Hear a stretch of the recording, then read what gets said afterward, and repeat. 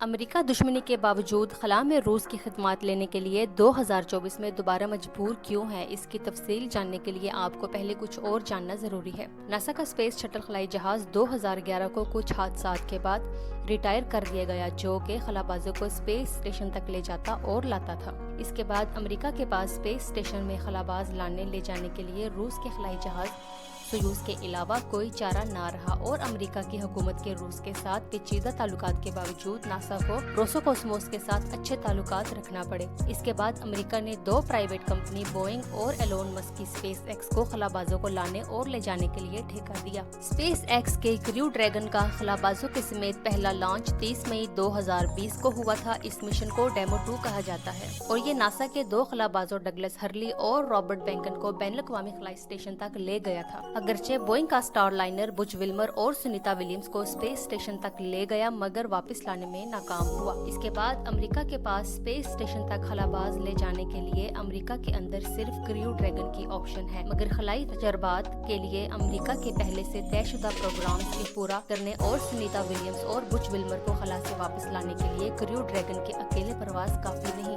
اس لیے امریکہ کو باوجود خط الامکان بچنے کے پھر روس کی خدمات حاصل کرنا پڑ رہی ہے۔ حالانکہ پچھلے دنوں جب امریکہ نے روس پر خلائی پابندیوں کی بات کی تو روس کے اعلیٰ عہدیدار دمتری روگزین نے اس کا مذاق اڑاتے ہوئے کہا تھا کہ امریکہ کو اپنے خلا بازوں کو بین الاقوامی خلائی اسٹیشن تک پہنچانے کے لیے ٹریمپولین کا استعمال کرنا پڑے گا۔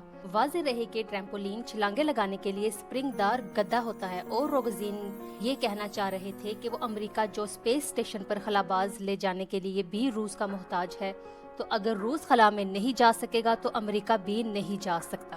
ایک وقفہ کے بعد ابھی 11 ستمبر 2024 کو امریکہ کے خلائی ادارہ ناسا کو بوئنگ مشن میں ناکامی کے بعد روس کی پھر ضرورت پڑ گئی ہے۔ ناسا کے جان پیٹٹ ریشا کے خلائی ادارے روسوکاسماس، جو کہ بائیکانور قزاقستان میں واقع خلائی مرکز سے دو رشین خلا باز کے ہمراہ روس کے سویوز اسپیس کرافٹ پر اسپیس اسٹیشن گئے ہیں، اور اگلے سال بھی ناسا کے کئی مشن روس کے ساتھ پلانڈ ہیں۔ یقیناً اس میں کسی کی ہار جیت نہیں، بلکہ انسانیت کی جیت ہے۔ شکتی بھی شانتی بھی بھگتوں کے گیت میں ہے، دھرتی کے باسیوں کی مکتی پریت میں ہے۔